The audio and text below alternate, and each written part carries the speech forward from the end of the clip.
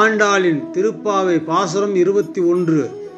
ஏற்ற களங்கள் எதிர்பொங்கி மீதளிப்ப மாற்றாதே பால் சொரியும் வள்ளல் பெரும்பசுக்கள் ஆற்றப் படைத்தான் மகனே அறிவுராய் ஊற்றமுடையாய் பெரியாய் உலகினில் தோற்றமாய் நின்ற சுடரே துயிலாய் மாற்றார் உனக்கு வழிதுளைந்து உன் வாசற்கண் ஆற்றாது வந்து உன் அடி பணியுமா போலே போற்றியாம் வந்தோம் புகழ்ந்தேலோர் எம்பாவாய்.